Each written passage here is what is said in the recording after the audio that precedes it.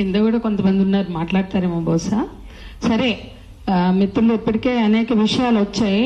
ఎందుకు మేము ఈ ప్రెస్ మీట్ పెడుతున్నాం ఇంత అంటే ఈ చర్చ చాలా కొనసాగినాక అంటే, మేము ఒక జేఏసీగానే కాకుండా సుదీర్ఘకాలం మహిళా సంఘాల్లో పనిచేస్తున్న కార్యకర్తలు ఉన్నాము.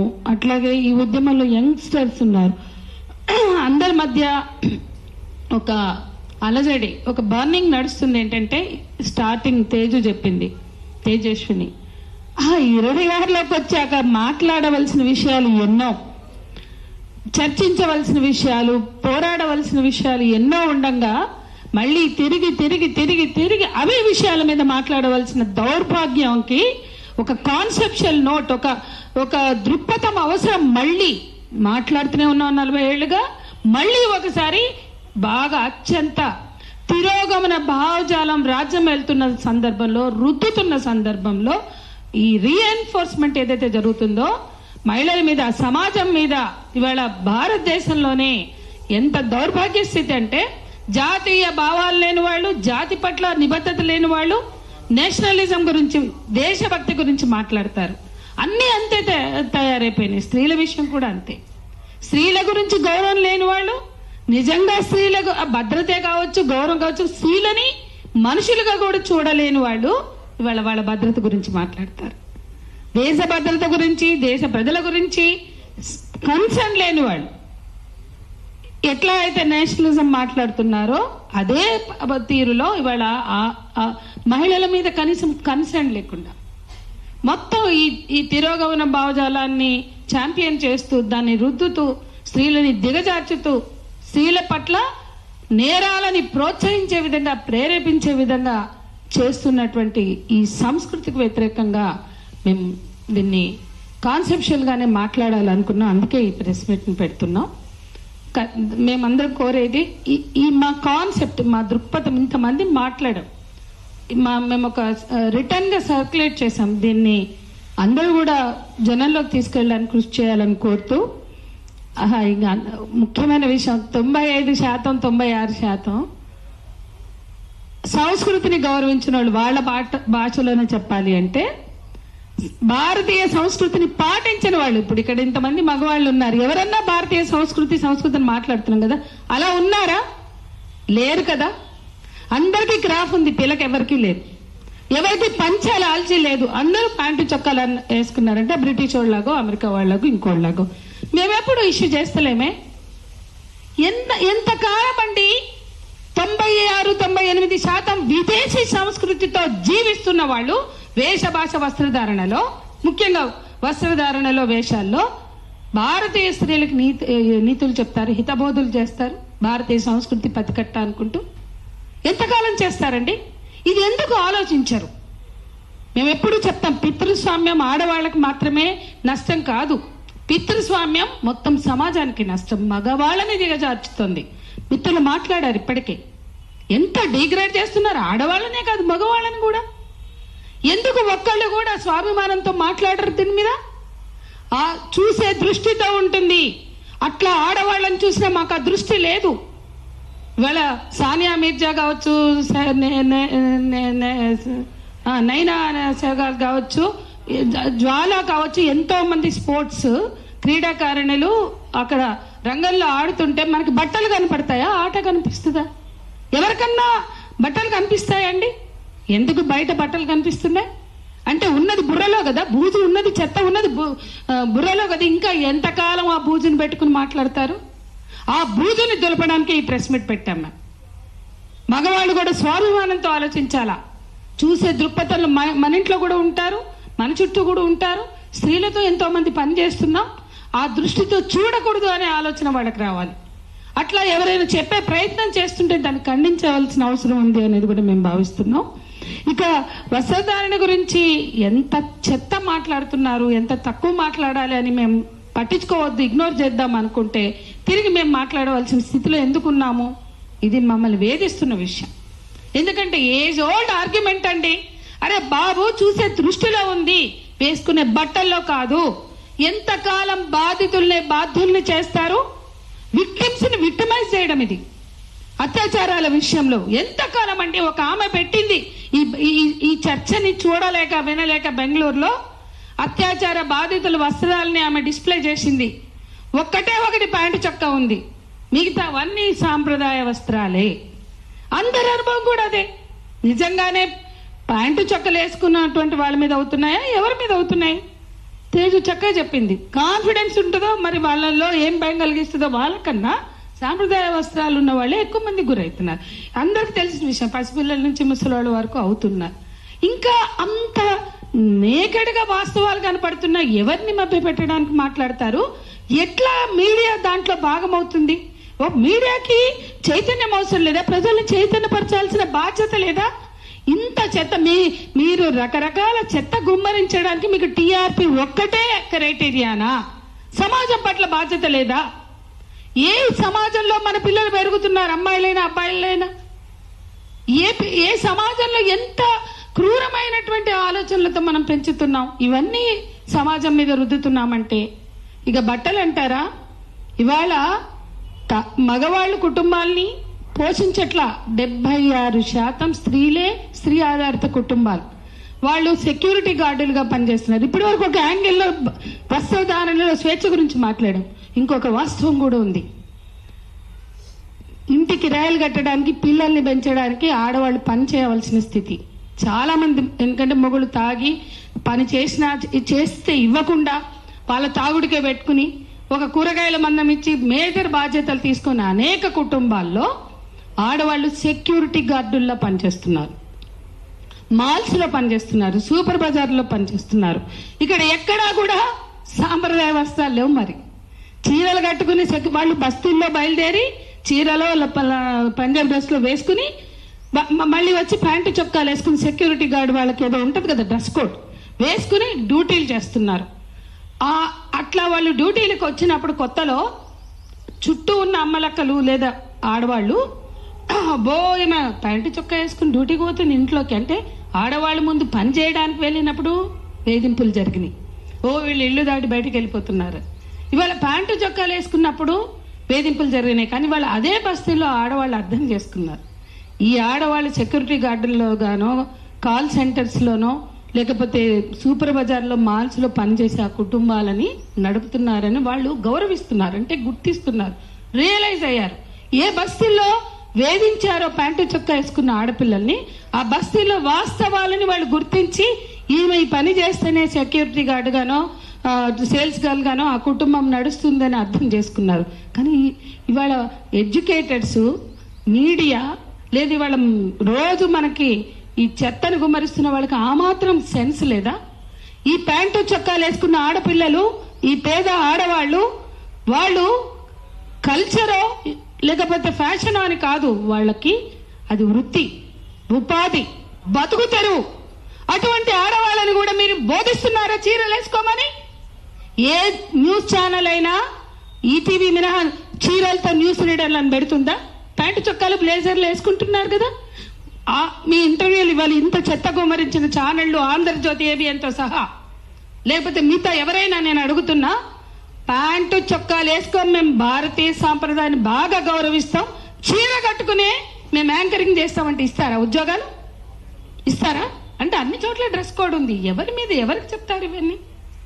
కాబట్టి డ్రెస్ కోడ్లు పెడతారు.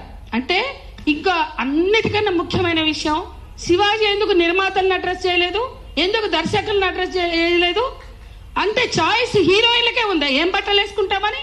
ఇదే సమంత, ఇదే కాజోలు, లేకపోతే నిధి అగర్వాల్, లేకపోతే ఎవరైనా కావచ్చు, రష్మిక మందన్న, మేము చీరలు కట్టుకోం, మేము లంగావోణీలు వేసుకోమని ఎక్కడైనా రిజెక్ట్ చేసినట్టు, రిజిస్టర్ చేసినట్టు ఉందా చరిత్రలో, సినిమా హిస్టరీలో? అంటే ఆ పాత్ర పరంగా ఏది వేసుకోమంటే అది వేసుకుంటున్నారు. చీర అయితే చీర, లంగావోణి, షల్వార్ కమీజ్ ఏదైనా. మరి ఈ బట్టలు నిర్ణయించేది ఎవరు? పాపం శివాజీ చెప్పాల్సింది నిర్మాతలకి, దర్శకులకి. ఇంకోటి ప్రేక్షకులు కూడా చెప్పాల్సింది, చీరలు వేసుకున్న సినిమాలు తప్ప మిగతా బట్టలు వేసుకున్న సినిమాలన్నీ రిజెక్ట్ చేయండి అని. అప్పుడు తెలిసేది ఆ సినిమా వాళ్ళు తన్ని తగలేసేవారు. ఎందుకంటే ఈ సినిమాలన్నీ పోయినా మాకేం ఫరక్ పడదు, ఇవన్నీ మేము అంగీకరించేయో, మేము మెచ్చి నచ్చే సినిమాలు కావు. మరి అది చెప్పుండాల్సింది. ప్రేక్షకులకి, ఆడవాళ్ళకి ఎందుకు చెప్తున్నావు? ఈ సాంప్రదాయ భిన్నమైన దుస్తులు వేసుకున్న సినిమాలన్నీ రిజెక్ట్ చేద్దామని చెప్తే బాగుండేదేమో. నిజాయితీ ఉంటే అట్లా చేయాల్సింది, అది కూడా లేదు మీకు. నిజాయితీ ఉంటే నిర్మాతలకు, దర్శకులకు తెలుసు. సినిమా ఇండస్ట్రీ నుంచి వచ్చిన శివాజీకి తెలీదా ఈ కాస్ట్యూమ్ డిజైనర్స్ ఎవరు? ఆ కాస్ట్యూమ్ డిజైనర్స్ ఎవరి బ్రెయిన్ సెల్స్, ఎవరి బుర్రల ప్రకారం, ఎవరి ఆలోచనల ప్రకారం బట్టలేస్తారు? ఖచ్చితంగా నిర్మాతలు అవుతారు, దర్శకులు అవుతారు, లేదంటే హీరోలు అవుతారు. కొన్నిసార్లు బహుశా ఈ హీరోలందరూ ఎక్కడైనా స్టాండ్ తీసుకున్నారా? ఇట్లా బట్టలు వేసుకుంటే మేము డాన్సులు వేయం పక్కనని, వీళ్ళు ఇట్లాంటి బట్టలు వేసుకుంటే మాకు బిలో డిగ్నిటీ అని ఎవడన్నా తెలుగు ఇండస్ట్రీలో స్టాండ్ తీసుకున్నాడా? ఎవరికి చెప్తారండి ఈ కథలన్నీ? ఎవరికి ఈ బోధనలు? అన్నిటికన్నా మించి తెలుగు ఇండస్ట్రీలో ఒక్క నేచర్ అట, ప్రకృతి అట, ఇందాకే చెప్పినట్టు ప్రకృతి విధ్వంసంలో స్టాండ్ తీసుకున్న నిజమైన హీరో లేడు. సమాజంలో జరిగే ఇన్ని రకాల అన్యాయాల మీద స్టాండ్ తీసుకున్న హీరో మగవాడే లేడు. ఎవరికి చెప్తారండి ఆడవాళ్ళకి ఈ స్టోరీలు? ఎవరికి చెప్తారండి బోధనలు? ఎవడన్నా ఉన్నాడా? ఇవాళ కేసులు పెట్టిన, దాడులు చేసిన, దిశ ఎన్కౌంటర్ తో సహా దమ్ముతో ఫైట్ చేస్తున్న ఆడవాళ్ళం మేమంతా ఇక్కడ ఉన్నాం. ఏ సమస్య మీదైనా ఎన్కౌంటర్ తప్పనన్న మాట్లాడగలిగిన మొనగాడి తెలుగు నేల మీద ఉన్నాడా? ఎవరికి చెప్తారండి? ఎవరికి చెప్తారు ఈ నీతులు? మేము సైలెంట్గా అసహ్యం పుట్టి, చీదర పుట్టి, చెత్తలోకి వద్దులే అనుకున్నాం. ఆగట్లేదు కాబట్టి వాళ్ళు వచ్చి దీన్ని ఫుల్ స్టాప్ పెట్టాలని మాట్లాడుతున్నాం. ఇప్పటికైనా సెన్స్ ఉన్నవాళ్ళు, బుద్ధి ఉన్నవాళ్ళు ఆలోచించి మాట్లాడాలి, ఆలోచించి చేయాలి. దశాబ్దాల పోరాటాలతో సాధించుకున్న హక్కులు ఇవి, దశాబ్దాల పోరాటాలతో సాధించుకున్న చైతన్యం. దీనిని ఆఫ్టర్ ఆల్ ఒక యూట్యూబ్ ఛానల్ పెట్టుకుంటేనో, లేకపోతే ఇంకో ఛానల్ పెట్టుకుంటేనో, ఒక శాటిలైట్ ఛానల్ పెట్టుకుంటేనో మీకు ఉన్నది అనుకుంటున్నారే, అది తప్పు. సమాజం సాధించినటువంటి విజయాలు అవి, పోరాడి సాధించిన విజయాలు, చాలా నిర్దిష్టమైనటువంటి పోరాటాలు, నిర్దిష్టమైన డిమాండ్లతో మహిళా ఉద్యమాలు సాధించినటువంటి చట్టాలు, పోరాటాలు, వాటిని గౌరవించండి. ఎందుకంటే మీరు కూడా భారతీయ పౌరులే. భారత రాజ్యాంగాన్నైనా చట్టాలనైనా గౌరవించవలసిన ప్రతి వాళ్ళు కూడా గౌరవించాలి. అట్లాగే ఈ మగవాళ్ళ డిగ్రేడేషన్ మీద ఆల్రెడీ అందరం మాట్లాడాం. ఇంకా రెండే విషయాలు నేను మాట్లాడాలనుకుంటున్నాను. ఇవాళ సినిమాలన్నీ కూడా హీరో వర్షిప్ సినిమాలే, హీరో ఓరియంటెడ్ సినిమాలే. స్త్రీల జీవితాలకు సంబంధించి రేపుని కానీ, లైంగిక వేధింపులు కానీ, అత్యాచారాలు, అట్లా అన్ని లైంగిక దాడుల్ని ప్రేరేపిస్తూ సినిమాల్లో చూపించి మీకేం నైతికత ఉందని ఇవన్నీ మాట్లాడుతున్నారు. ఎక్కడన్నా స్టాచ్యుటరీ వార్నింగ్లు లైంగిక వేధింపుల నుంచి అత్యాచారం వరకు చూస్తున్నామా? అతి వేగానికి హెచ్చరిక ఉంటుంది, పెడతారు, అది పక్కకు పెడదాం. కానీ ఈరోజు మనం అందరం కూడా గుర్తుపెట్టుకోవాల్సిన విషయం, ఎక్కడైనా ప్రపంచంలో మతం పెట్టుబడిదారీ విధానం కాంట్రడిక్ట్ కావు. సామ్రాజ్యవాదం కానీ, పెట్టుబడిదారీ విధానం కానీ, ఈ దేశంలో ఈ బట్టలు కానీ, ఈ వస్తువులు కానీ, మార్కెట్ ని ప్రశ్నించారు, మార్కెట్ శక్తుల్ని ప్రశ్నించారు, మార్కెట్ దోపిడీని, అంటే పెట్టుబడిదారు దోపిడీని ప్రశ్నించారు, వ్యక్తులని బాధ్యులు చేస్తారు. ఎంత చిల్లర విషయం అండి! వ్యవస్థని ప్రశ్నించాలి. మార్కెట్ ఇవాళ మనకు అవసరం లేదనుకో, ఈ బట్టలు కానీ, బ్రాండెడ్ వస్తువులు కానీ నువ్వు తిరస్కరించే దమ్ముందా? ఎక్కడన్నా ఏ పాలకులకైనా దమ్ముందా? ఈ సామ్రాజ్యవాద వస్తువులు మాకు అవసరం లేదు, మా దేశానికి సంస్కృతి ఉంది, భాష ఉంది, లేదంటే మాకు అన్ని ప్రొడ్యూస్ చేసుకునే మాకు మేధస్సు ఉంది, మాకు వనరులు ఉన్నాయి, మేమే చేసుకుంటామని చెప్పే చేతగాని వాళ్ళు వీళ్ళు ఎవరి మీద చెప్తారండి ఈ కల్చర్ గురించి? కాబట్టి అమెరికా అయినా, ఇండియా అయినా, ఇలాన్ మస్క్, ట్రంప్ కలిసి అక్కడ ఆడవాళ్ళ హక్కుల మీద, అబార్షన్ రైట్స్ మీద దాడి చేశారు.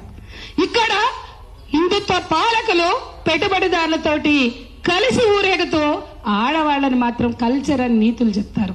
ఇది చాలా డైకోటమీ, ఇది చాలా మోసం, ఇది చాలా కుట్ర. ఆడవాళ్ళని అంటే మీకు పబ్బం గడుపుకోవడానికి మతం మాట్లాడతారు, పబ్బం గడుపుకోవడానికి ఆడవాళ్ళని మాట్లాడతారు, కానీ నిజాయితీ లేని పాలకులు వీళ్ళు.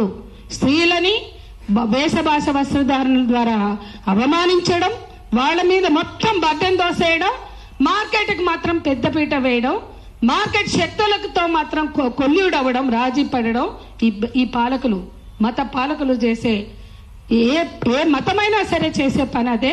మతం పెట్టుబడిదారీ విధానం ఎక్కడా కూడా కాంట్రడిక్ట్ కాదు.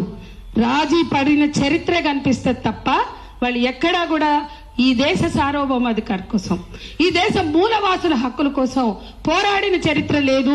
ఇక్కడ కూడా అదే జరుగుతుంది. చివరికి ఇంకో విషయం చెప్తా. ఇవాళ ఆదివాసీలు మనం ఏజెన్సీ ప్రాంతాల్లో రకరకాల ట్రైబ్స్ దగ్గరికి వెళ్తే వాళ్ళు జాకెట్లు కూడా వేసుకుని ప్రాంతాలు ఉన్నాయి. మేము చూసాం, మేము వెళ్ళాం. అక్కడెక్కడ ఈ చూపులు లేవే. ఈ వెంటాడే చూపులు, ఈ హీనపరిచే చూపులు, ఈ దిగజార్చే చూపులు లేవు. అంటే చదువు, నాగరికత, సభ్యత అని చెప్పుకునే చోట ఇంత చెత్త ఉంది. కానీ పూర్తిగా మేము కళింగనగర్ ఘటన జరిగితే ఒరిస్సా భువనేశ్వర్ దగ్గర ఉన్న కళింగనగర్ దగ్గరికి వెళ్ళాం. 3 రోజులు ఆ ప్రాంతాల్లో తిరిగితే స్నానం చేద్దామంటే మాకు బాత్రూములు దొరకలే. అంటే వాళ్ళు ఓపెన్గా చేస్తారు. మనకు అలవాట్లేక మేము చాలా ఇబ్బంది పడ్డాం. అంటే బాత్రూములు కూడా లేని ప్రాంతాలు ఇంకా ఉన్నాయి. ఓపెన్గా స్నానాలు చేస్తారు, ఓపెన్గా బ్లౌజులు లేకుండా తిరుగుతారు. అది వాళ్ళ సంస్కృతి. అక్కడ నిజంగా లైంగిక వేధింపులకి వాళ్ళు గురవలేదు, అత్యాచారాలకు గురవలేదు. ఈశాన్య ప్రాంతాల్లో కూడా చూస్తే మనకు అదే కనిపిస్తుంది. కానీ ఈశాన్య ప్రాంతాల్లో మిలిటరీ వెళ్ళాక అత్యాచారాలు జరిగితే భరించలేక వాళ్ళు తమని తాము న్యూడ్ చేసుకుని నగ్నంగా నిలబడి ఎన్ని రోజులు చేస్తారు అబ్బాయి చేసుకోండి అని నిరసనగా నిలబడ్డారు. ఆదివాసీ ప్రాంతాల్లో అత్యాచారాలు మైదాన ప్రాంతాల వాళ్ళు పోయి చేశారు. లేదా టీవీలు పోయి ఫోన్లు పోయినాక కొద్దిగా వచ్చింది కల్చర్. కాబట్టి ఒక ఉన్నతమైన సంస్కృతి ఉన్న చోట ఇవి ఏవి మీరు మాట్లాడుతున్న విషయాలు నిలబడవు, ఆలోచనకు కానీ చర్చకు కానీ. ఇదంతా మైదాన ప్రాంతాల్లో మతపరమైన ఆలోచనలు ఎక్కడైతే చలామణి అవుతున్నాయో అక్కడే, అది ఏ మతమైన మతం రాజ్యం వెళ్తున్న చోటే ఆడవాళ్ళ మీద జరుగుతున్న దాడి అని మనం గుర్తుపెట్టుకోవాలని చెప్తూ, ఇవాళ ఒక బాధ్యతగా సెన్సిబుల్గా ఉండడం అందరి బాధ్యత, మీడియా బాధ్యత, అందరి బాధ్యత అని మరోసారి విజ్ఞప్తి చేస్తూ థ్యాంక్ యూ. మీడియా మిత్రులు కొంచెం సహకరించాలి, కొంచెం లేట్ అయ్యాం కాబట్టి.